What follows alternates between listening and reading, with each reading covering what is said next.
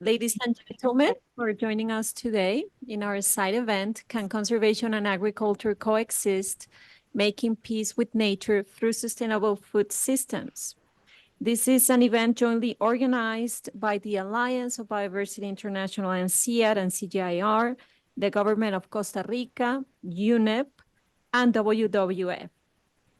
So I'm going just to give a brief introduction of why we decided to organize this event before introducing our main speakers today.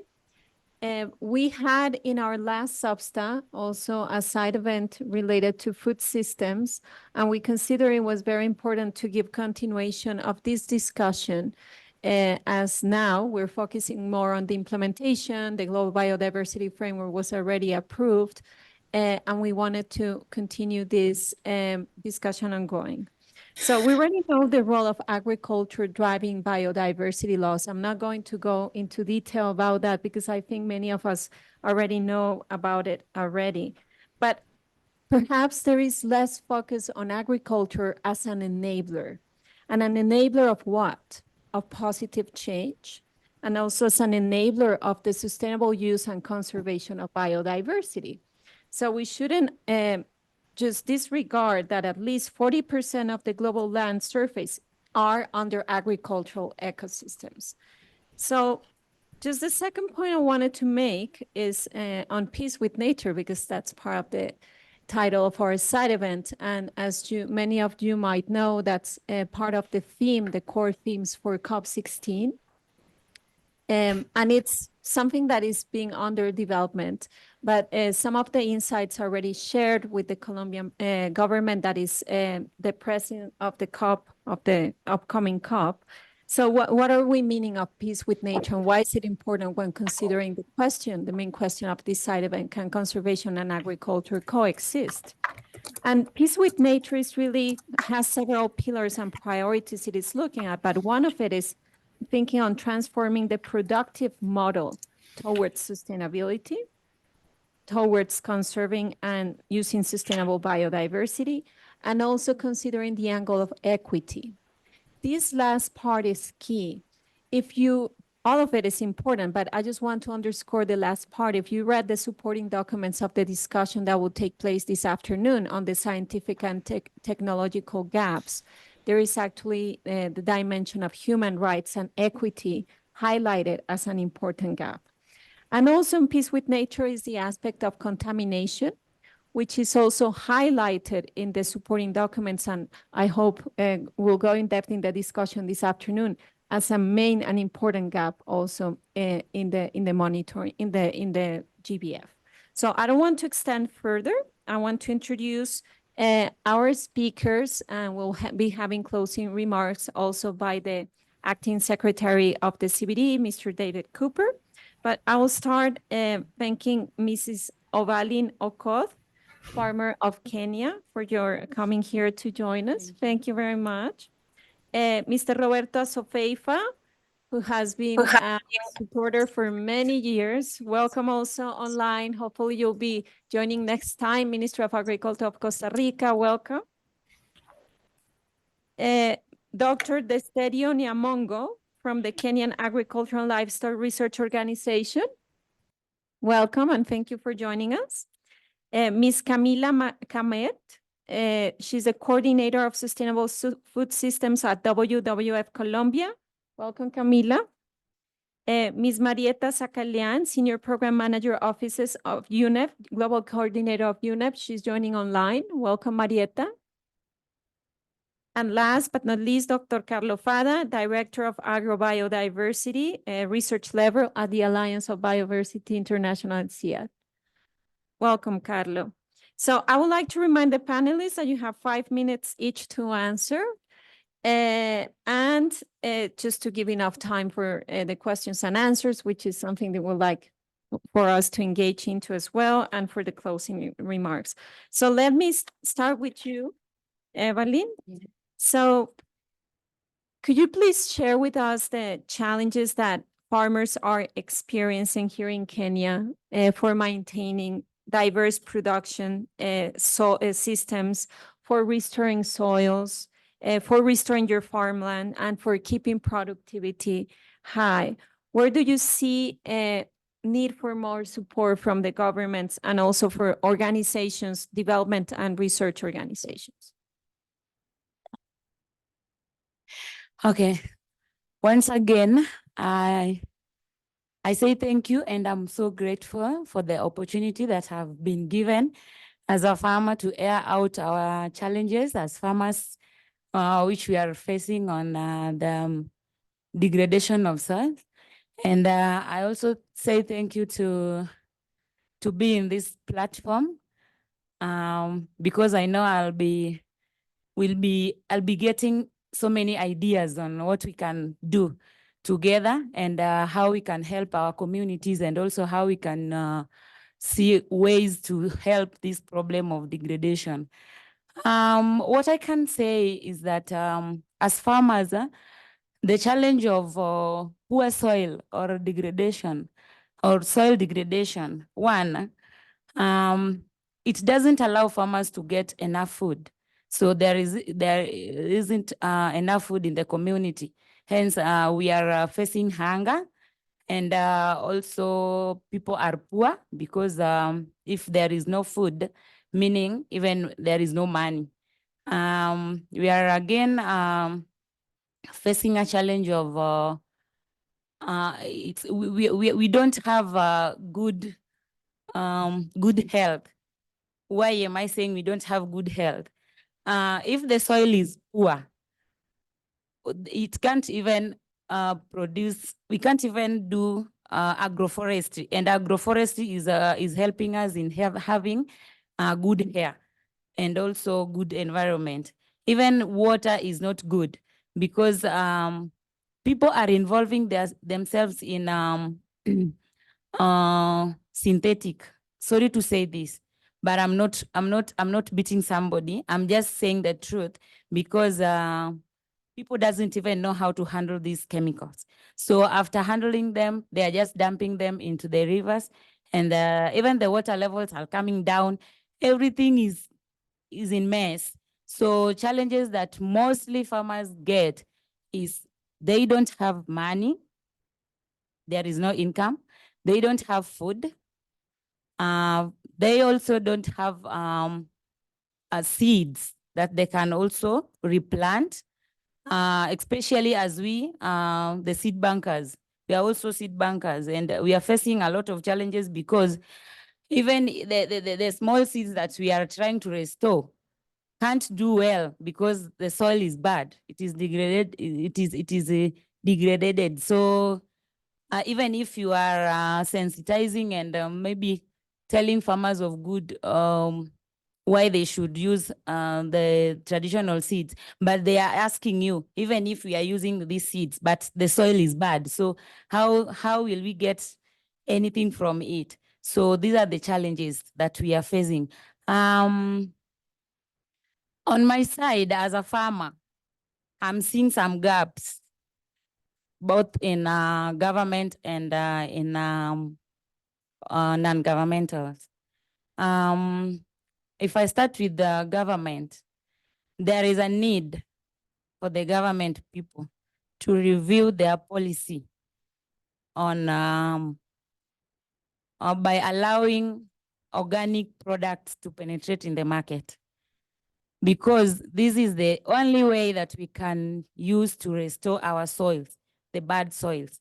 If we are using agroecology practices and also using the technologies, you are using agroecology practices and also the technologies that we are being trained on, then the products that you are getting from agroecology also has a way on how they can penetrate in the market. It will be of a great change.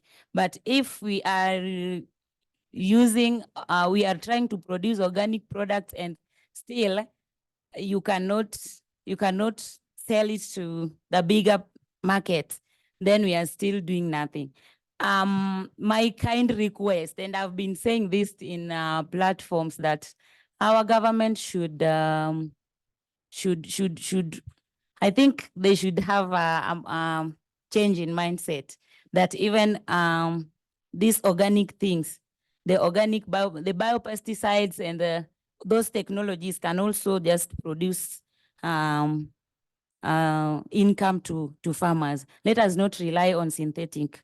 And if it is synthetic, then there is a need on how they should be used. Yeah. And on the organization, non-governmental organizations, I can say, okay, to me, thumbs up for the nature positive organization, because they are really doing a lot in my community. They have started the agroecology technologies, the practices. We are really trying to do the circular economy with them. So hopefully things will work out, but I'm requesting government also to back them. Yeah.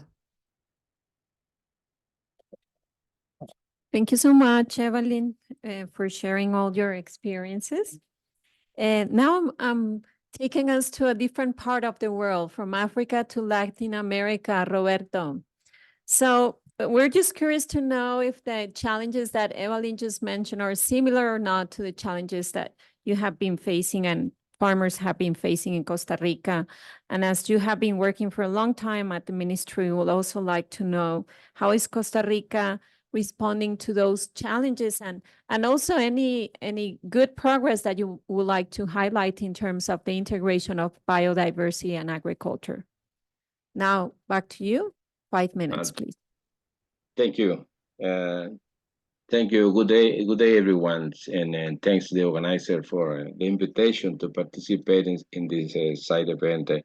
Yeah, I would like highlight some words regarding the presentation or the messages the lady has commented. Soil degradation is key in all the strategy or the work we have to do. Organic matter in the soil and produced inside mainly. Technology, you mentioned technology, very important to be possible for agriculture and biodiversity. Good agricultural practices really crucial for have good results. Knowledge, very important, knowledge. You mentioned also market. Market is key for all the efforts farmers can put in practice at the level of farm. Low external inputs in food agricultural production. So these are some key words I have captured from the previous presentation. Based on my experience during 35 years working with agricultural producers, I can say that conservation and agriculture can effectively coexist, and that agricultural production is viable only when the management of natural resources is based on technical options that enhance the life cycles, the soil, water, carbon cycle, the microorganisms in soil. Knowledge about existing biodiversity in the territories and how contribute to the sustainable functioning of food systems and life in communities is highly relevant aspect for achieving target 4. The experience shows that the application of good agricultural practices for resource management in agriculture production generate positive results within the framework of sustainable production and consumption. Therefore, to achieve target 7, it is necessary to achieve greater and more effective mechanisms for access to information and knowledge, as well as economic resources that facilitate the application of technical options by agricultural producers. Also, it's necessary to promote linkages and synergies among partners within the sustainable food system approach. Understanding the importance of ecosystems for the economy and health of communities is a vital and basic issue for making decisions about management of natural resources. It is very important that local and national governments invest resources to facilitate that communities know their natural resources, the biodiversity resources existing in their territories, as well as their importance for life and the local economy. Only when communities are empowered about the importance of their natural resources for their own well-being, they will work to protect them. Regarding Target 16, local experience has great potential, both from economic, environmental, and social point of view. Having food guides based on sustainable food systems is very important to encourage consumption of seasonal products, healthy diets, and waste reduction. In Costa Rica, the participation of the tourist sector, promoting local supplies and healthy and sustainable gastronomy services is an important driver regarding Target 16. So this was to contribute for this important side event, and I would like to stimulate all the stakeholders and people who are involved in food systems to put attention about how can all together contribute for to be possible the conservation of natural resources and the production of all the not only food but also water and all the ecosystem services we need for life. Thank you so much. Thank you, Roberto. And now we come back to Africa and just want to highlight here the importance of this cross-learning between countries and regions, which we want to keep on going, of course, beyond. So I want now to give the floor to Dr. Desterio and just ask you, how is Kenya integrating food systems into the MBSAPs? Or how are food systems being considering the MBSAPs and also the targets related to food systems of the GBF in the MBSAPs? And if you can help give us an example of how that integration is taking place between food systems and biodiversity on the ground here in Kenya. Thank you. 5 minutes to you, please. Thank you. Good afternoon, everybody. Perhaps good morning to those who are listening out from outside. Good evening. I want to thank the organizers for inviting me to give my ideas in this forum. Now, the questions that are being posed, whether agriculture can coexist with biodiversity, the obvious answer is yes. I think it is man who has made it difficult for biodiversity to coexist with agriculture. When Adam and Eve were put in the Garden of Eden, there was the biodiversity there they were supposed to consume, those of us who believe in the Bible. And then it was also given responsibility to take care of, to reign over the other biodiversity.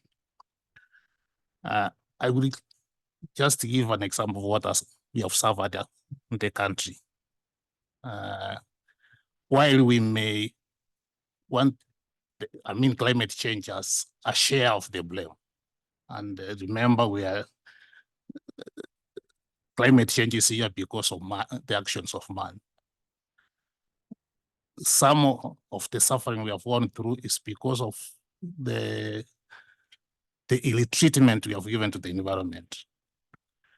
The wetlands were not there to be drained so that we produce vegetables and other crops.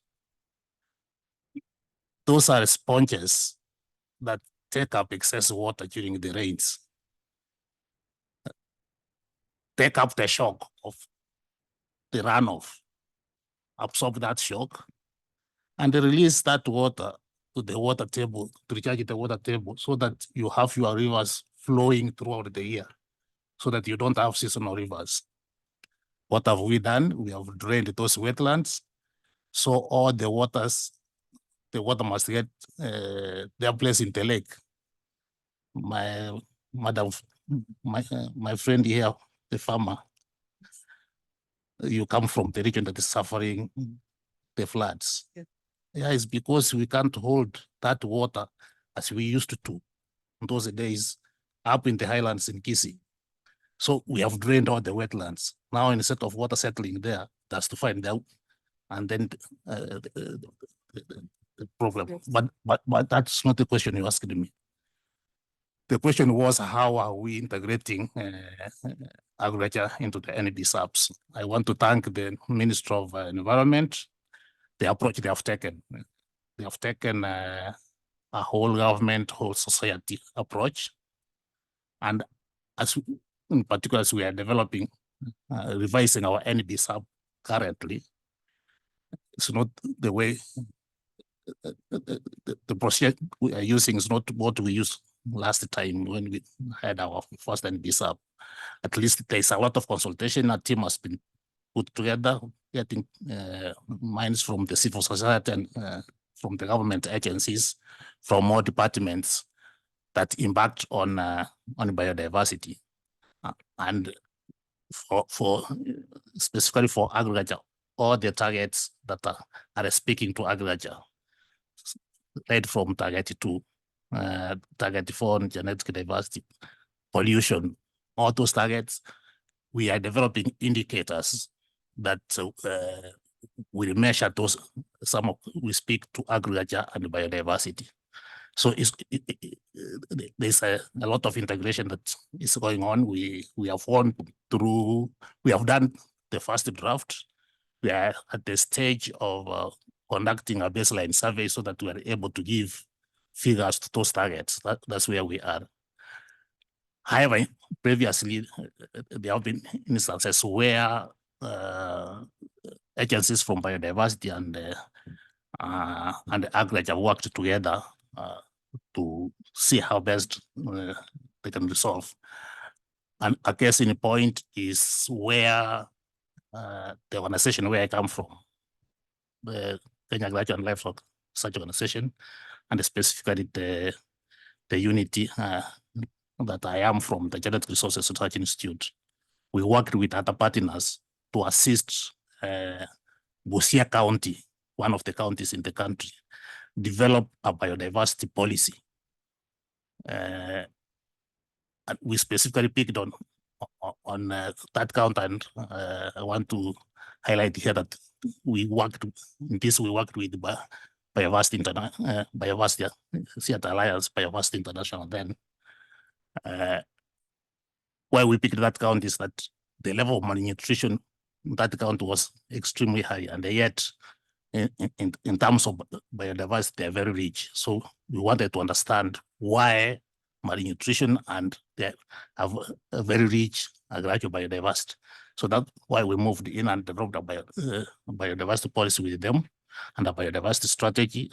Now the other counties are picking on that. 2 minutes. I stop there. 10 seconds. 10 seconds. The other is where we have used the materials we conserve at the Gene Bank. I work at the Gene Bank to work with the communities to restore degraded lands using especially the pastures and the other herbaceous species. We have worked with the farmer here together with Bioversity International to establish community seed banks with them, and in the process enhance the diversity in the farming system. Thank you. Thank you very much. Now we are going to give the floor to Camila from WWF Colombia. So Camila, we were just last week in a very interesting fieldwork and workshop related to agroecology that was co-organized with several other partners. And we were discussing from many angles the integration of agroecology as part of food systems with the MBSAPs, both from a policy perspective and also on the ground. We were speaking with farmers here in Kenya. So what can you share with us on the insights, we just gained very recently on that in terms of integrating better food systems into MBSAPs? Thank you. Thank you, Carolina. Yes, it was a very interesting experience. And I think a key word is communication and coordination. And that's one of the main challenges that we're facing in both spheres. When we speak about sustainable agriculture, or we use the agroecology as the approach, we saw that it's a combined work of different efforts and different talents. And when we scale up these to the policy develop, it's again very important to actually promote coordination between ministries. When the ministries start to identify the common goals, and I think that's one of the keys for the implementation, it's to have common goals, to be agree about the indicators, to understand and responding to the question that actually conservation and agriculture should work together, because both parts depend from the other. In the Colombian case, we have an experience that is very interesting, is that the current government has priorities related with agroecology in particular and with sustainable food systems transformation. But with the MBSAP team, we identified the opportunity to integrate these two priorities of the country. So now it's very, very important to keep the conversation, to keep the momentum, to understand what are those points and what are the technical conditions that will allow to do this integration. An example of this, I think it's that when you go to the field and basic experience, like in Colombia, we have a project that is very interesting in the Amazon that we used to work with. We work with producers that used to be cocoa growers, and now they're producing cocoa next by to protected areas. They have conservation agreements with the authorities. They have international sourcing contracts with buyers in Europe, and they are working on their organic and agroecological approach. That's a way how to impact the production, the landscape, the conservation targets, the peace process implementation, and so on. But this cannot happen if we don't have the policy framework to scale up and to create the enabling conditions to actually make it happen in the, as the rule, not as the exception. So in this case, we are advancing to that kind of examples. I also want to, again, highlight the importance of the joint collaboration. We were here, and with the workshop, it was very interesting to have the opportunity to actually have people who was delegated from the Environment Ministry and from the Agriculture Ministry, and they start to identify that they have more common areas that they used to think. But this separation, I think it's very artificial one. In nature, when we're speaking about production or when we're speaking about conservation, they depend on each other. So it's very, very, very important to, again, try to have a very integral, intersectoral approach in the MBSAPs to actually move to the implementation process. I will stop there and give you the 2 minutes.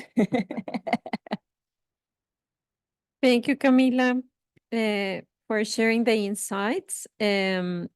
Also, and now going to Marieta online from UNEP.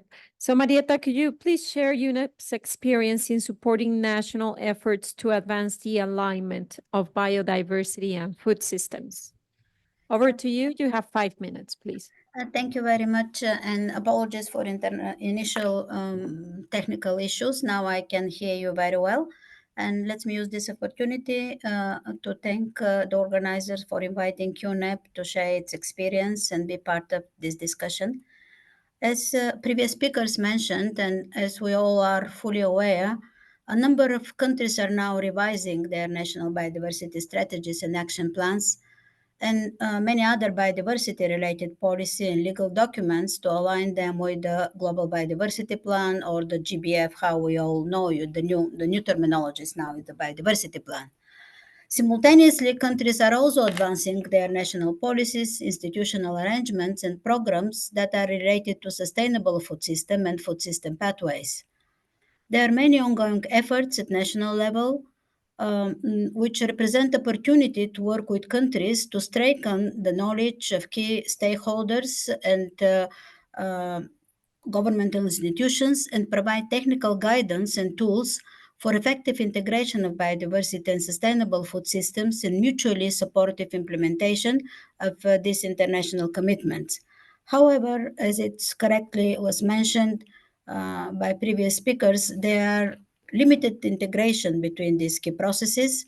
For instance, the sectors related to agriculture, fisheries, and forestry have not been sustainably or consistently engaged in the development of NBSAPs and vice versa.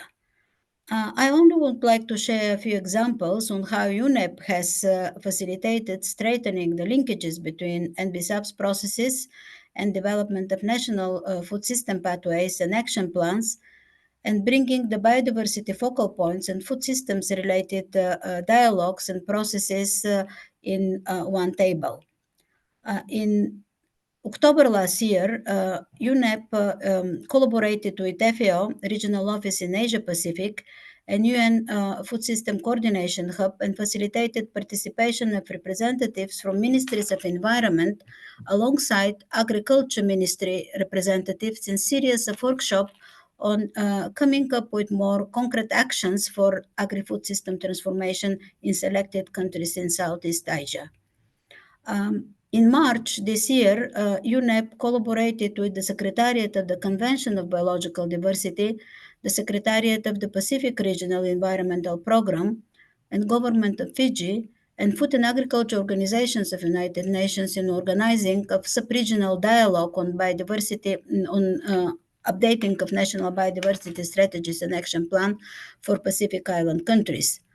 We also managed for first time for this particular cycle of NBSAP's revision to bring secretariats of the relevant multilateral environmental agreements around the table, and most importantly, the Secretariat of International Treaty of Plant Genetic Resources for Food and Agriculture national focal points to contribute to the dialogue, to be part of the discussions to defining those areas of NBSAPs that need to be finalized in alignment with food systems, and also to initiate the discussion, more technical level discussion on the specific targets related to a sustainable food system.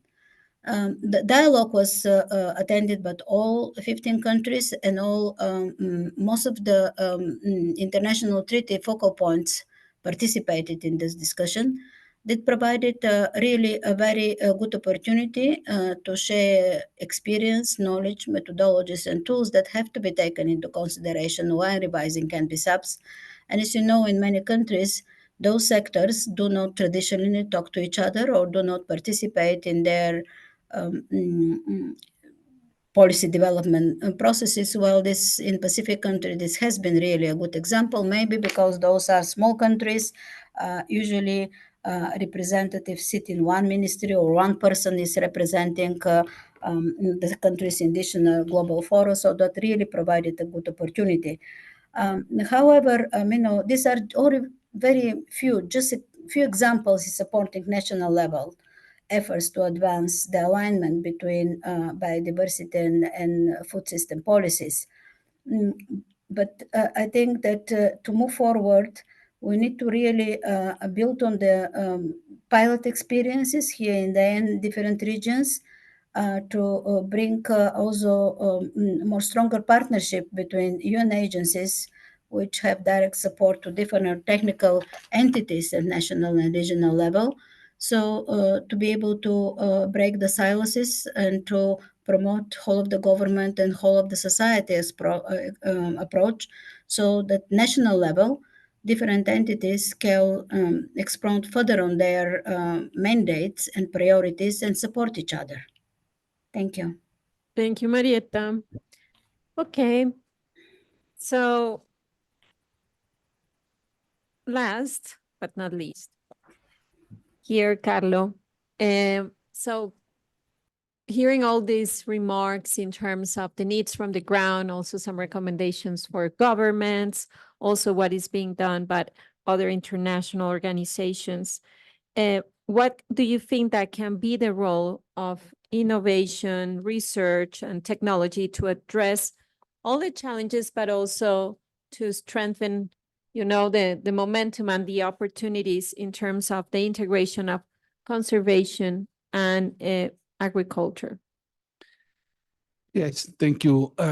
And thank you for all. And also, I want to express solidarity with the Kenyan people. I've been in this country for 15 years and I've never observed anything so destructive as the floods and the cyclone that you experienced a few days ago.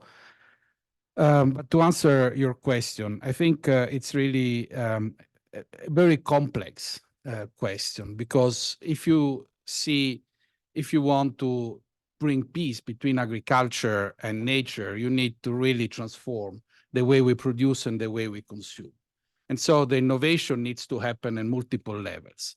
It needs to happen at policy levels. As Evelyn mentioned before, policy needs to be supportive in transitioning agriculture from being the cause of 80% of deforestation, 30% of greenhouse gas emission, 85% of species loss, into something that resonate with nature. And that is obviously the aim there is to really shift incentives and public subsidies and public investment into something that can bring that transformation. The second is, and that is also another, it has also another implication that goes into the consumption, because transforming that means that you need to make sure that there is awareness and support for people to consume healthier diets, no? So that is one dimension. The second is social. We know that there are 600 million smallholder farmers who are facing the challenge that Evelyn mentioned before. Their soils are degrading, they don't have access to resources, they are largely neglected by incentives, or if there are, they can access incentive is mostly to adopt packages that are harmful to the environment. And she mentioned before, what if we don't want the inorganic stuff? And so there, it's really a matter of how can these farmers, and they're really taking a bottom-up approach, how can these farmers work together, make their voice heard, and how can they influence the policies in ways that it brings the transformation that we want to see. And for example, the experience that she mentioned earlier, and also Nyamongo referred to, the community seed banks is one way to make sure that the empowerment of communities to manage the natural resources is actually there. Because the community seed bank is not only a place where seeds become available, but it's also a place where knowledge can be exchanged, where technologies can be exchanged. And so, for example, where process can happen. So you can grow the community seed banks to a level that becomes an agent of change within communities, promoting agroecological practices, promoting seed diversity, promoting seed and food security. So that social change that needs to happen from the bottom, and then you can connect those community seed banks. So we have a few in Western Kenya, they all talk to each other, they all participate to each other fairs, they share seeds, knowledge, but they really become a movement towards pushing governments for change. So there is a need for social change. And then there is the more technological side of things, and that is really promoting the technological practices that were referred before, which lead to agroecology, which lead to transition of nature positive. And they are on many fronts, because they can be really on ways of managing soils and ways of making sure that you have adequate inputs for your kind of soils through bio inputs, biofertilizers, etc., into really designing a system whereby you integrate the trees, you integrate crop rotation, intercropping, and then you need to understand how this affects the soil biodiversity. We heard reference to microbial diversity. This is essential to sustain soil health. And this microbial diversity, we did some work in Vietnam, for example. You can identify, you can know which crop is grown just by looking at the profile of the soil microbial diversity. So that is one part that is really important. Understand that knowledge and how you can harness the natural resources, the soil, the diversity, in ways that can really promote the sustainable agriculture. And then if you have more trees, fences, etc., this will in turn host insects, birds. So you will make the biodiversity to thrive better. You will have more pollinators, which in turn will affect positively your production and productivity. But that also, once again, needs to come in a co-design way. It needs to come with the different actors. I don't think that we, as research organization, can address all the technological needs of the farmers. I think of Evelyn as a colleague of mine because she has such a deep knowledge of the landscape, the farms, etc., that really is by learning together, exchanging knowledge, that we can come to the right solutions, the right combination of packages. It's not even a silver bullet, but it's a package of things that can work under different circumstances. And there is really where we had a lot of work with them. We established this, what we call the aggregated farms, which is a big change where farmers are coming together, sharing their land to address the issue of lead fermentation. My last point, and I finish, is about the economics. All of this comes where in a system that acknowledge monoculture and economy of scale as the key driver of choices in agriculture. If you start to planting trees, diversify, you will have less economy of scale. So the challenge for our colleagues from economic side is how you can design and change the system of incentives that allow farmers like Evelyn to better access markets with a diverse basket of products. Thank you. Thank you, Carlo, for highlighting the different things that can be agents of change, which I think it's a key dimension. And also that part that you said, the co-design or co-development, that was something that we also saw last week on the ground during our field visits.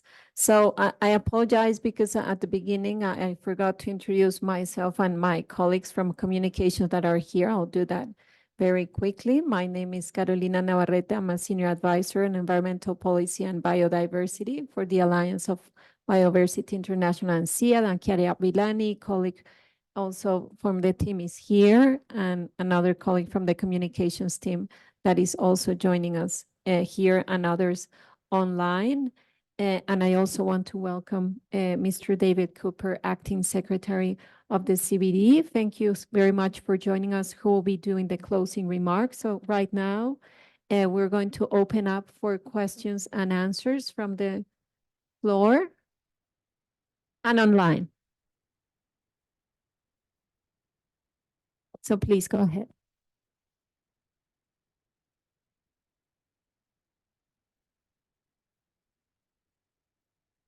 And briefly introduce yourself, please.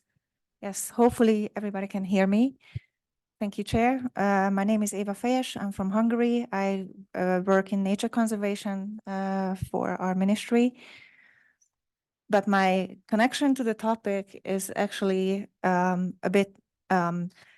it's a bit broader, the topic that I'm very much involved with, because I've been working in bustard conservation.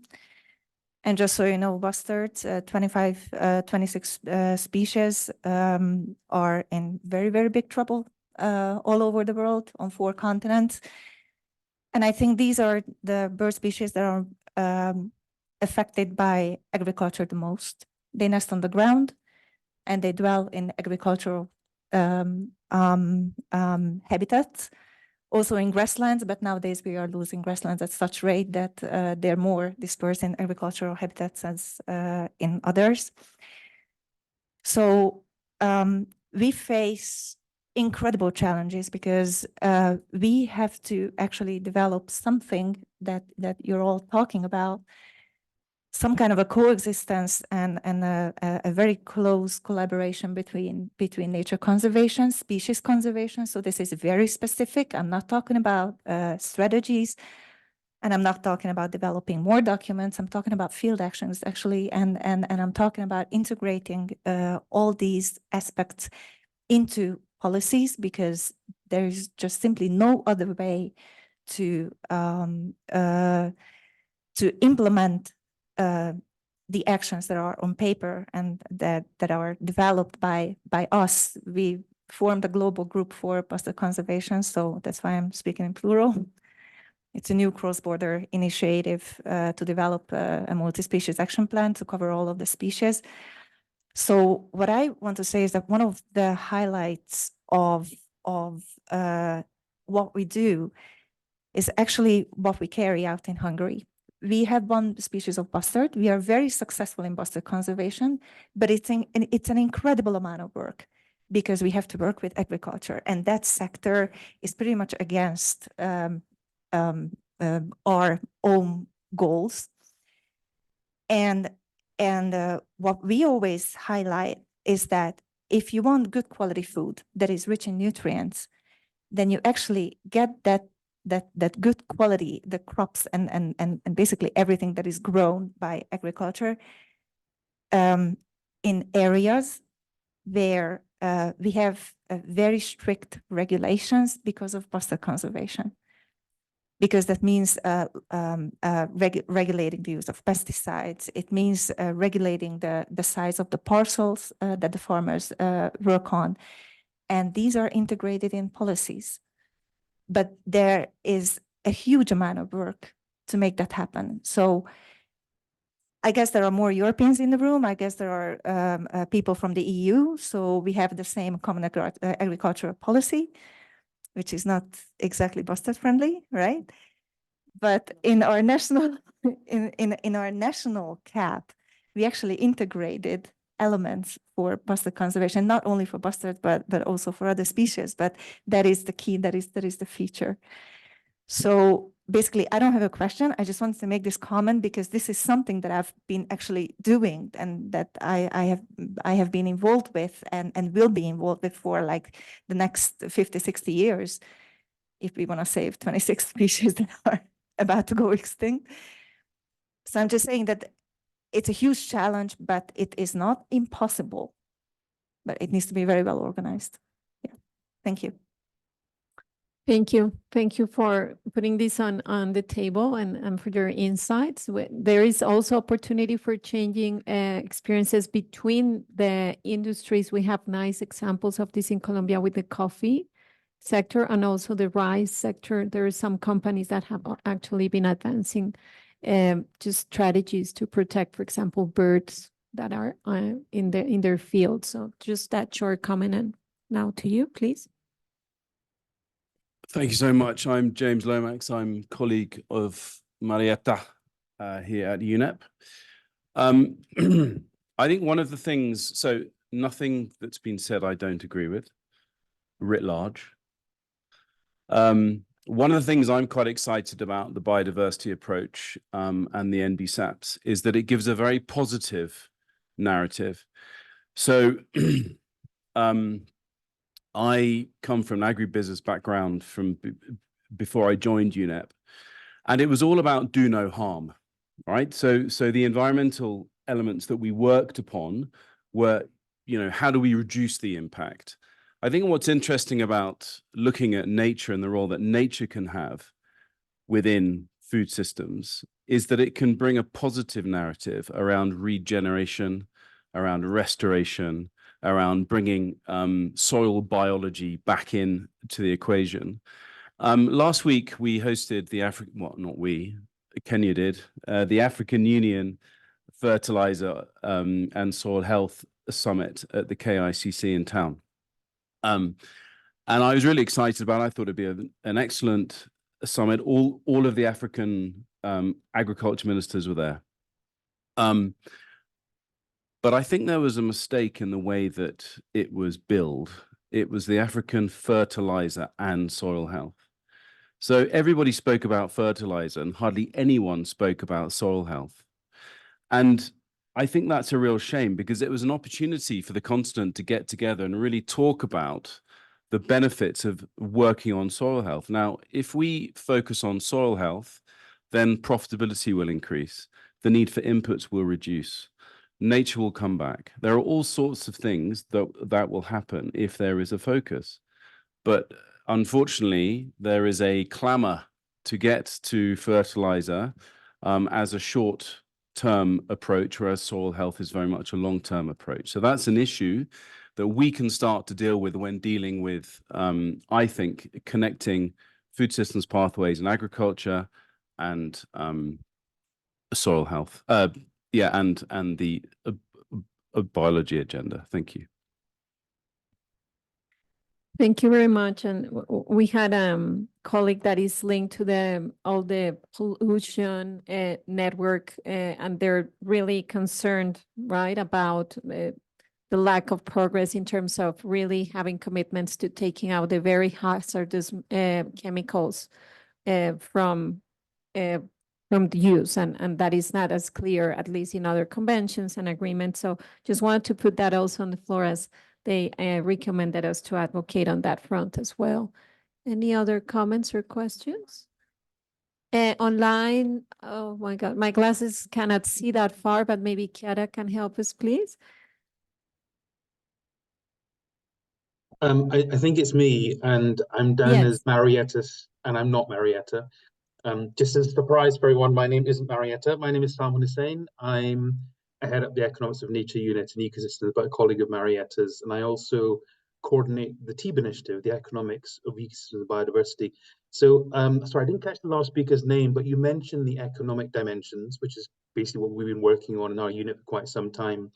And I think there's also an important general point to make, I think, is that in terms of the general question, I think we can say with the evidence we've garnered so far that if we carry out analyses which accept there's an intrinsic benefit and an intrinsic value to conservation and to nature, buzzards and other types of biodiversity, we can still do an analysis which looks at the instrumental benefits. What are the benefits that nature is providing to our economies, to our communities, to our livelihoods?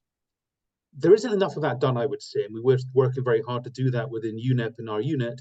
It's not enough of that done. But what we have done is when we've looked at agroecological approaches, we've looked at agroforestry, we've looked at organic production as alternatives to conventional, and we've developed scenarios and valued the changes in ecosystem services, or what it best would call nature's contribution to people.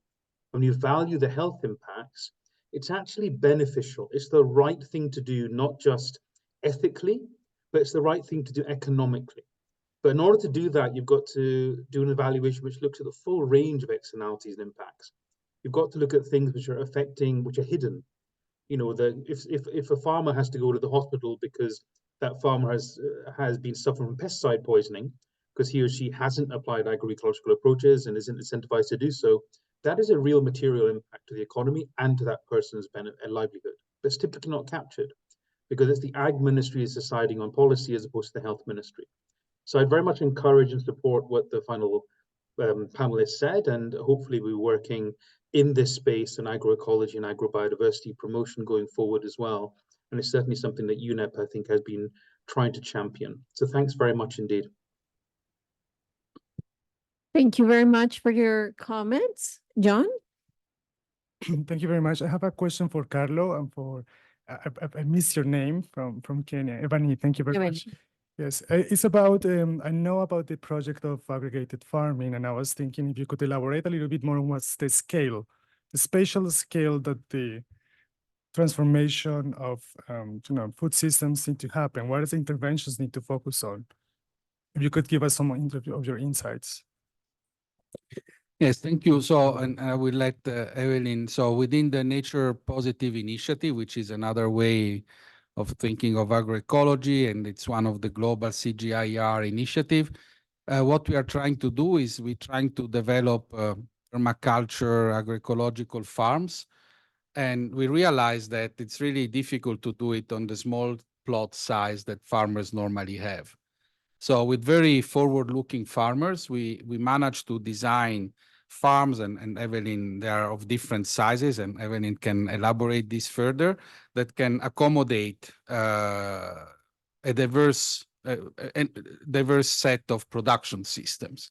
So in those farms, we will have fish ponds, and it will be very much circular. So the fish pond is also part of the circularity, but then it will create fish as an income, poultry, black soldier flies production to recycle to recycle some of the waste.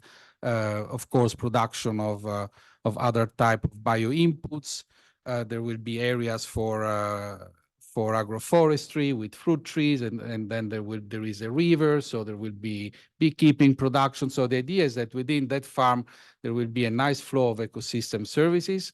The farm is very degraded, so obviously it will take a little bit of time to restore the farm through, for example, leguminous forages that will be used for feeding the cows. So it's really an integrated circular farm that we are trying to develop. What I find it super innovative is not so much on the type of technology, which are more or less known, but is in the combination and also the willingness of the farmers to give up their land to this joint adventure.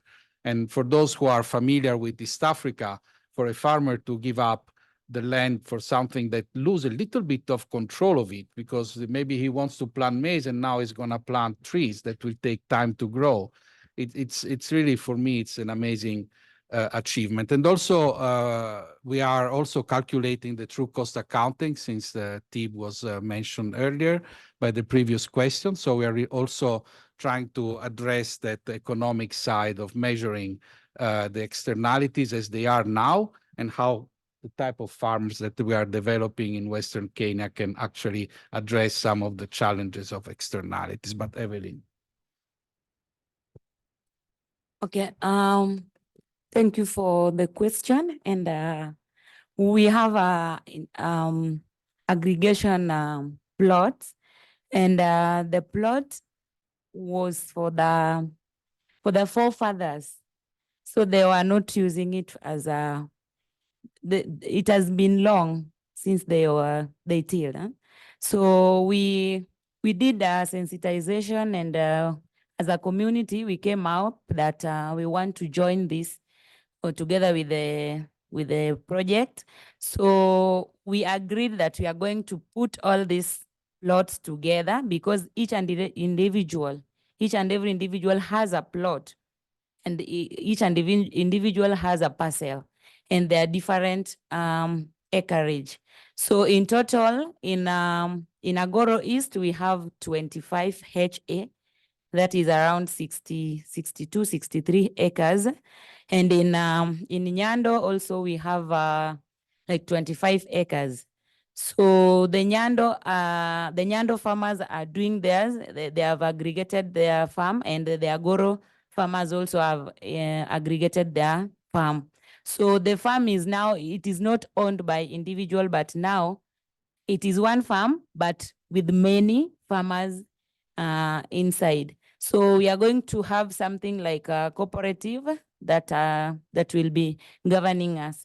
So in the aggregated farms, we are going to do so many different activities. That's Dr. Carlo has said, but I always call it circular economy, because this activity helps the other one, like the BSF. The BSF, we use the BSF larvae to feed fish, poultry, and also animals. So they will be helping each other. And also the water from the fish pond will be using those water to use in irrigation for our vegetables, the local vegetables. And also we are trying also to spare a portion whereby we'll be getting some insects. We don't want to lose them, because there are some which are important, and also animals like birds, they are also important. So we don't want to lose them. So there are a lot that is happening in the aggregation farm. And according to my observation, we only need to do more sensitization to farmers and also to the project. We cannot say that the farmers are on good, I don't know, but we have to look on a way that each and every party is happy. The farmers are also happy, and also the government. We want to also to bring government inside so that they can also help us, because we are coming from Kenya and we own Kenya. So they have to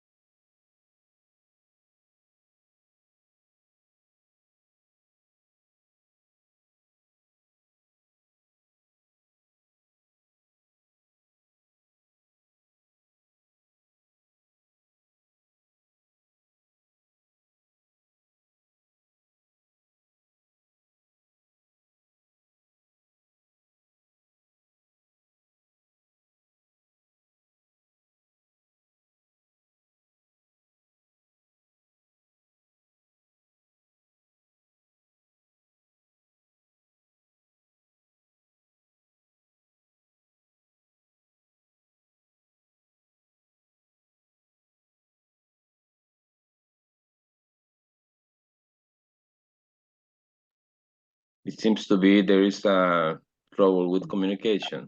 Okay, no. Coexistence of MBSAPs and agriculture. What kind of indicators we can select from the experience on the field? Who could be a common interest in both in the sector, and agricultural sector and the conservation sector?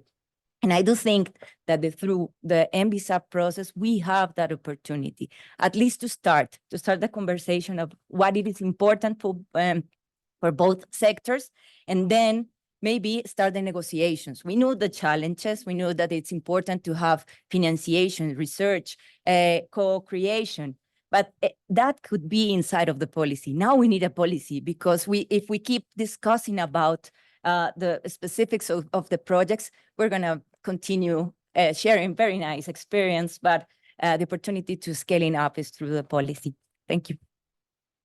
Thank you very much, Camila. Now, I give the floor to Mr. David Cooper, Acting Secretary of the CBD.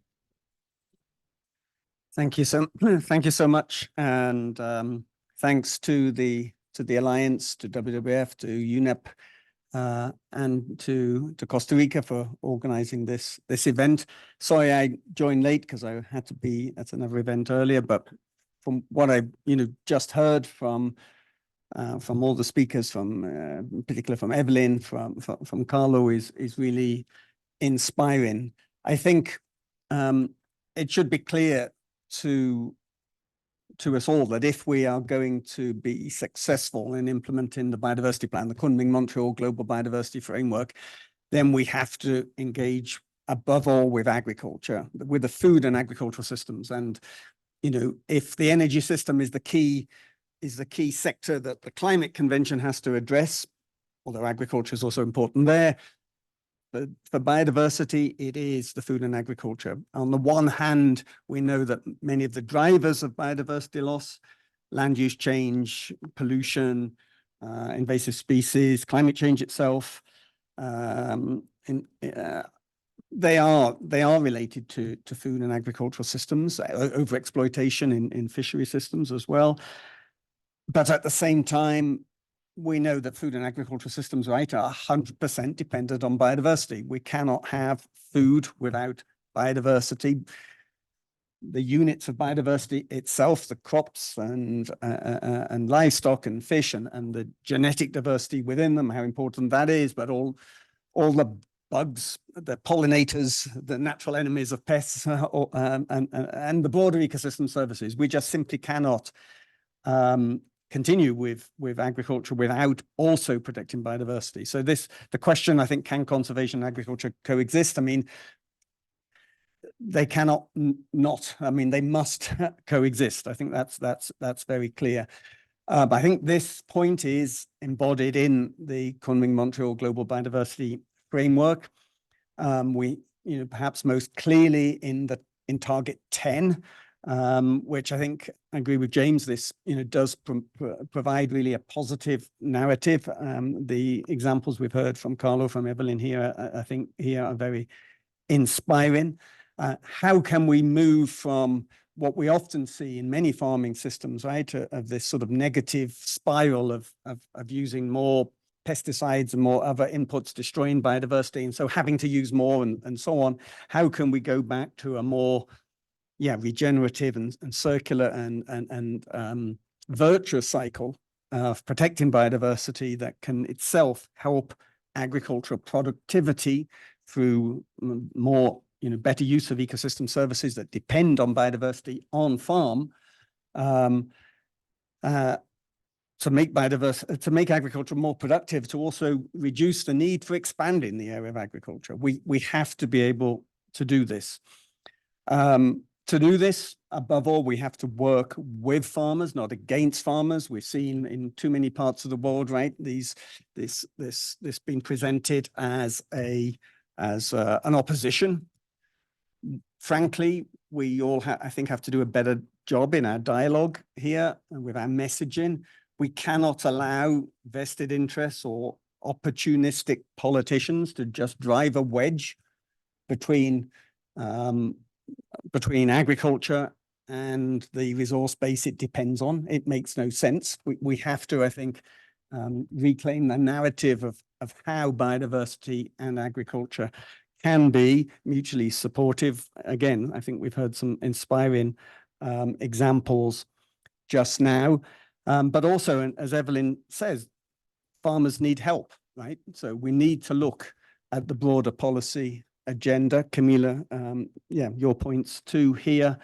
How can governments put the right incentives in place?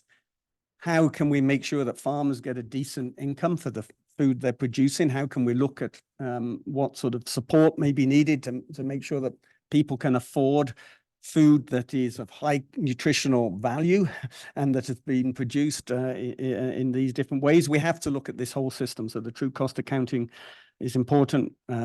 We really have to look at the systemic approach if we're going to have a transition that is not only good for biodiversity, but also just, that is good for farmers' livelihoods, is good for the health of consumers.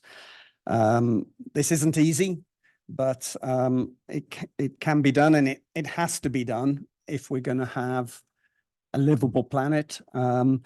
So, coming back to the Kunming-Montreal Global Biodiversity Framework, coming back to this ambitious biodiversity plan, we have to make sure that, farmers, campesinos, all those involved in the agricultural sector are engaged in the plan. They're part of the plan. I think we've big opportunities in Colombia at COP16 to do that.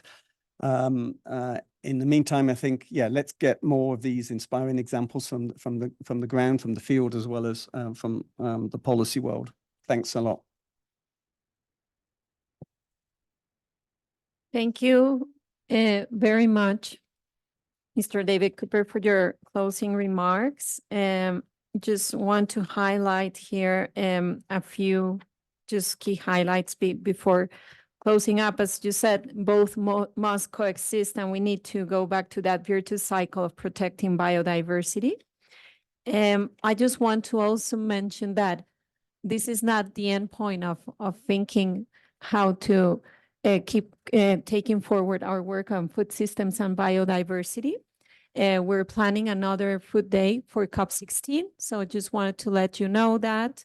There is also some of the documents that we'll be reviewing and discussing this afternoon on the gaps on the scientific and technical needs. There are many that are related to agriculture, for example, how to reduce the use of phosphorus and nitrogen, which can be addressed by better management practices at the agricultural level.